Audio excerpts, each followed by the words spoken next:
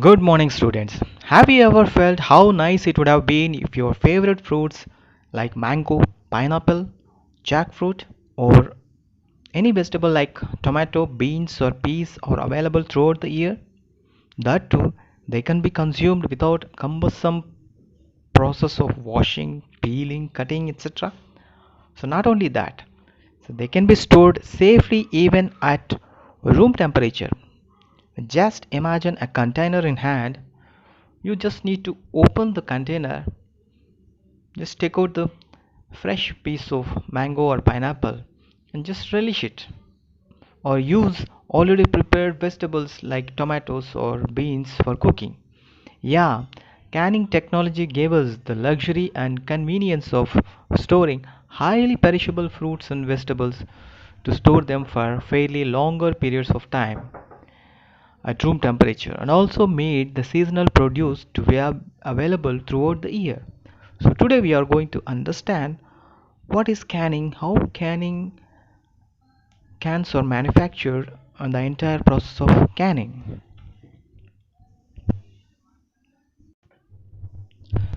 So what is exactly this canning is? So canning is nothing but putting prepared fruits or vegetables into a container and sealing it, airtightly sealing it, and then closing the lid, and then processing it at a high temperature for a specified time. So that is scanning. So the definition goes like this. So canning is nothing but a process where you heat the foodstuff in a hermetically sealed container. So hermetically sealed container is nothing but airtight container. So for a specified time at a specified temperature, so that you can eliminate the causal organisms or the reasons for the spoilage of the food, just like the microorganisms for responsible for spoilage and the enzymes that are responsible for the deterioration. If you look at the brief history of canning, so canning is basically is like what do you call, say this, uh, necessity is the mother of invention, isn't it? So during the World War times, soldiers needed to have the food, continuous supply of food during in the war front lines. So they need to be always supplied with food material. So the army, whoever is having continuous supply of these food material, so they can win the war.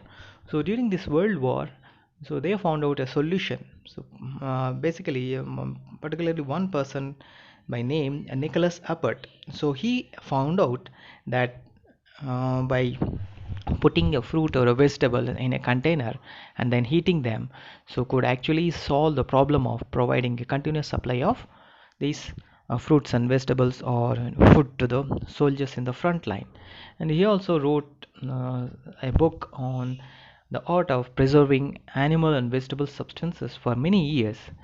So there are other major discoveries like Peter Durant, so who filed a patent and who obtained a patent on canning, and Louis Pasteur so discovered the process of the technique of pasteurization, so through which food can be preserved, so by destroying the microorganisms by elevated temperatures or higher temperatures. So what all the things that can be preserved in a can? So basically you can preserve so different types of food materials, like it can be a fruit or a vegetable or a meat, sauce, or any type of product. So you can store it, heat it, and store it. Let's see, before going into the details of various steps involved in canning, so how exactly the cans are being prepared? So these cans are manufactured from metal sheets. So these metal sheets are susceptible to rusting.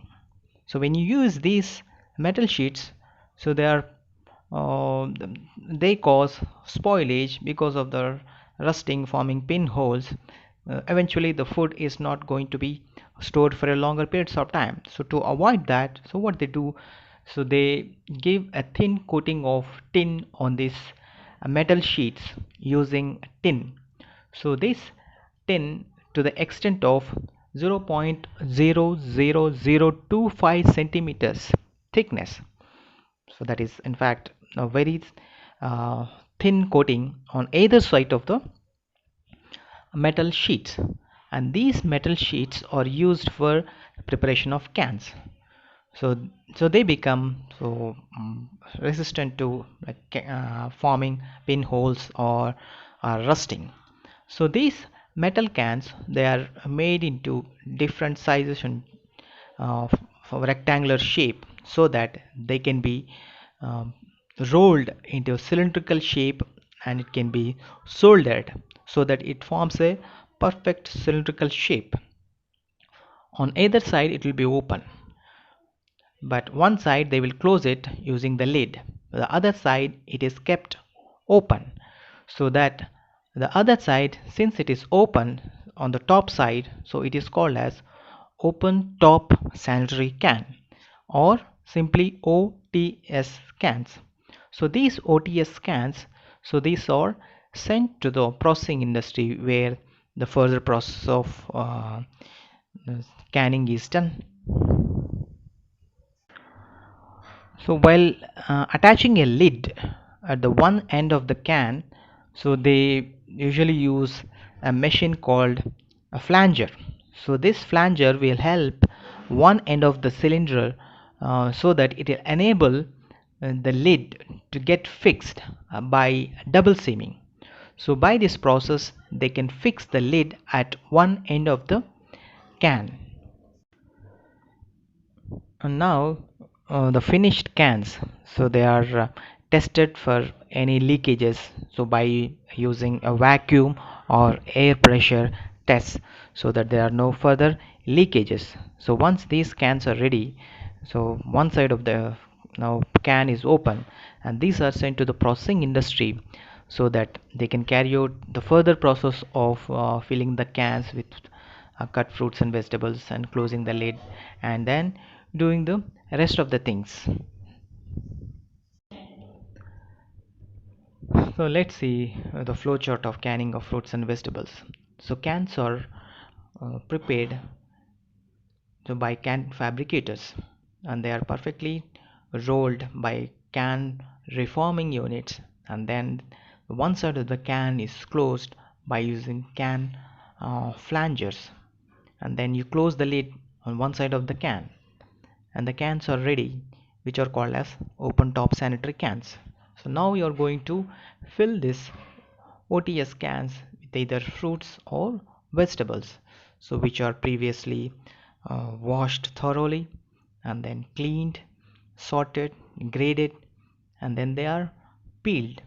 They are cut into thin slices, or depending upon the nature of the fruit, and they are filled into the cans. So once they are filled into the cans, and then if it is a fruit, so we fill it with syrup. If it is a vegetable, we fill it with brine, so what do you call this, a salt solution, and later on we close the lid, and then send it to the exhausting, so where the entrapped air is being taken out or exhausted, and then the can is sealed, and then they are heated at a specified temperature for a specified time, and later, after heating it, they are cooled, they are labeled and stored. So there you goes, your cans are ready.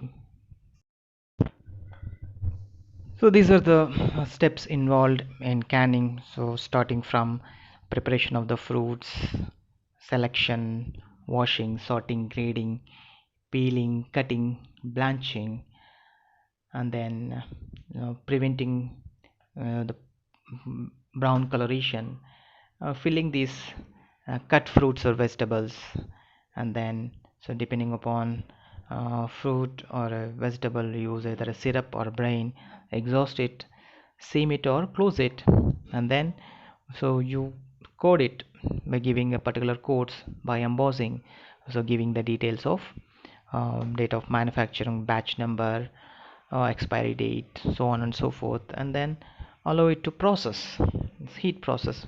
So immediately after that, cool it and store it. Now let's go into the details of various steps so that you carry out during the process of canning. The first process, the step involves a selection of raw material. So this is the most important step. So you need to select the fruits or vegetables which are specific to their consumption. So if you use a fruit which is overripe, the quality of the produce, the quality of the canned product will be very poor. If you use a fruit so which is underripe, so the tendency of the canned substance will become shriveled or of cheap quality or poor quality, so it doesn't serve the purpose. So we need to use, so most of the fruits, so they are used at a stage when they are completely ripe or a mature stage, as in the case of your apples, pears, peach, plum, so for the purpose of canning. So unlike fruits, in the case of vegetables, you use them in their different stages. Like in the case of most of the vegetables, you use a mature vegetables. In the case of beans, peas, green peas, lady's finger, use tender vegetables. But in the case of your fruits like our tomato, use them when they are in the ripe, firm stage. So unless you select a right stage and healthy fruit or a vegetable, the end product of a canned substance will not be of a good quality. So you need to use a fruit or a vegetable so which is free from so all the blemishes or insect damage or any malfunctioning or malformation, so that so end product will be of a superior quality. Once the process of selection of the fruit, healthy and right stage of fruit is done, we'll go to the next step, that is washing of the fruits. So the fruits which are coming from the gardens will be laden with a lot of dirt, dust, debris. So all these things need to be thoroughly removed. So by soaking them in water or by immersing them or throwing some hot water sprays, and to not the extent that it will damage the fruit, and then they are exposed to some chemicals, so like potassium permanganate or chlorine, to an extent of 25 to 50 ppm. So all these things will help the fruits to thoroughly uh, remove the dust and debris so that are being deposited so during the process of harvesting or collection. And make sure that whenever you are using water at a high pressure, so that by using sprays, or whenever you are using water at a very high temperature, so there are chances of damaging the fruit. So when you are using water at a very high pressure, so it may bruise the fruit. When you are using water at a very high temperature, it may cause leaching losses where your nutrients may be leached out. So make sure you use the water so which is at a low temperature and it's not at a very high pressure for washing. In some of the fruits, they use mechanical brushes, so just like kiwi, so wherein they won't use water sprays for cleaning of the surfaces. Once the process of selection and washing is done, then we move on to the next step. So where you sort out bruised, unripened, unevenly ripened fruits, so that to have a very good product at the end. So during the process of sorting and grading, so we remove so damaged or unripe fruits or blemished fruits. So by using either manual methods of grading or by using mechanical methods of grading, so which works at a very high pace. So so just like in the case of tomatoes, so already you'd have seen in the previous course in the last semester how these color sorters in the case of tomato, which work at a very high pace, so at a fraction of a second, various tomatoes are being sorted out based on their color, so by the computer or by the high speed cameras, so that are being fixed. So after the washing process, so they can be sorted out based on their colors, or by manual. Manually also they can be graded by using different mechanical graders based on the screen grade, by using screen graders or roller graders or divergent belt graders, so which all we have seen in the last semester.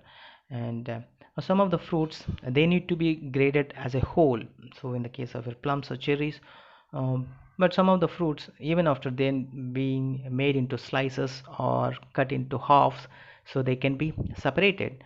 So if there is a overripe part of the fruit, so that can be removed even after cutting the fruits. After the process of selection of the fruits, washing and grading, the next step is peeling, coring and pitting. So this is the most important operation. So after primary operations, that is preparation of the fruits, so they are subjected to removal of the skin, so removal of the pits or removal of the core. So just like in the case of your pineapple, that's a core. So most of the fruits they contain the peel, so that can be removed by so various methods, by hand or by using a knife, by machinery or by various heat treatments or by using lye solutions. So these are the four different methods by which we can peel the fruits or vegetables. So peeling by hand, so where the fruits or vegetables are having uneven shape, so where it is irregular, so you can't do it by mechanical means. So in such cases, or in a small scale industry, so the peeling is carried out by hand with the help of peeling knives, so wherein it is having some curved blade, so which aids you to move in the directions so desired, so that various pits can be taken care of. In the case of mechanical peeling, so either you use a machinery wherein you'll feed the produce into the machinery. At the end of the machine, you will get perfectly peeled vegetables. So there is no much effort involved in the machines. So like you just dump in like your potatoes inside a machine. At the end of the line, you will get perfectly peeled potatoes. So there are other mechanical means by which, where the manual operation, so where there will be rotating blades or rotating um, surfaces, so wherein which you have to manually take the fruit to the surface and then peel it. So just like in the case of peeling of what do you call uh, pineapples or any kind of fruit, so it will be subjected to the it will be brought near to the knives so that it can peel it, or it can be brought to the surface of an abrasive surface. So just like the cups which are coated with carborundum, so this carborundum crystals acts as a abrasive surface. So when a fruit or a vegetable is brought near to this abrasive surface, it automatically peels the surface of the fruit or a vegetable. After manual peeling and mechanical peeling, so there are peeling that can be done by using heat. So by using heat, there are three different methods of peeling. So one is by flame peeling, one is by another method is by peeling by heat or hot water, or by peeling using flash steam. So you are using flame or using hot water or using steam.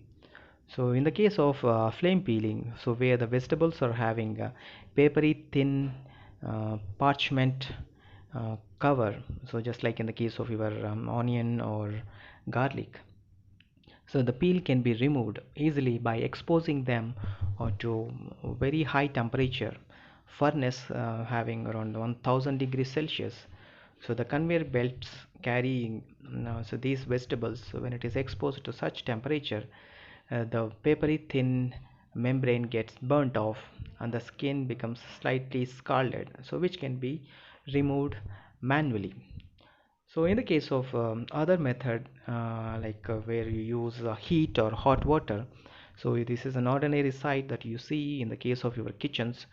So for peeling of potatoes, so sweet potatoes, you boil them in hot water, and then the skin comes off easily. Then it can be removed easily by hand.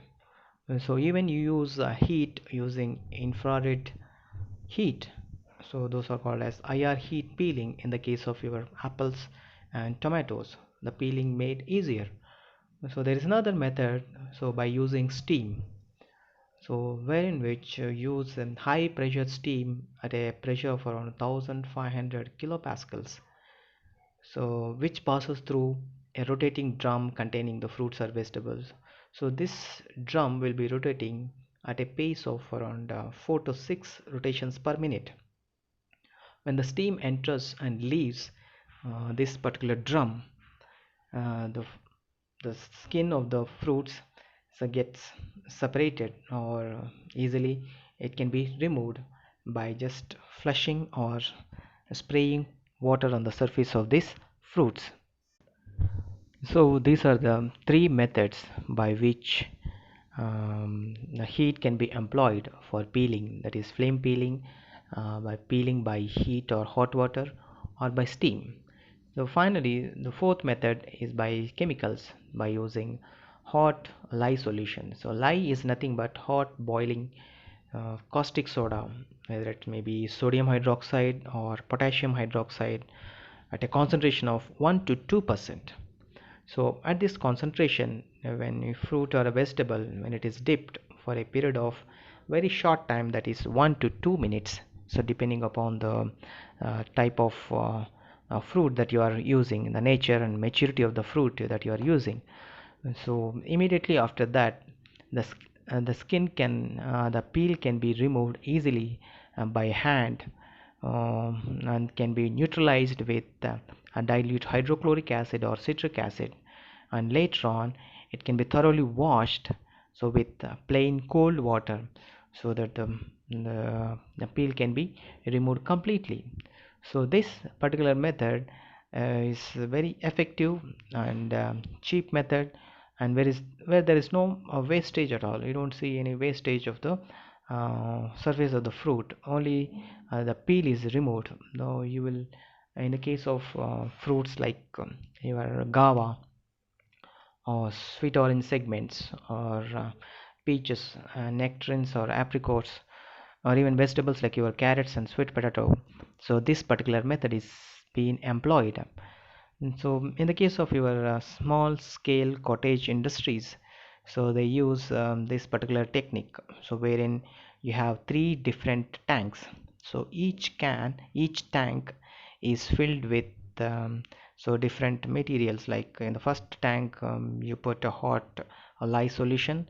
In the second tank, you'll put neutralizing solution of citric acid or dilute hydrochloric acid. In third tank, you put just cold water, ordinary plain water. So what they do is, they'll just take the fruits in a stainless steel cages or baskets or crates, and then they dip it in the first tank. So that is the tank which is containing lye solution. So after a specified time of 1 to 2 minutes, so they will take out these crates and then dip it in the second tank. So the second tank contains neutralizing liquid, that is your dilute hydrochloric acid or citric acid. So they are also for a short time. Once it is neutralized, so you take on to the third tank, so wherein there is a plain water. So this plain water will wash off the peel in the last tank, that is the third tank.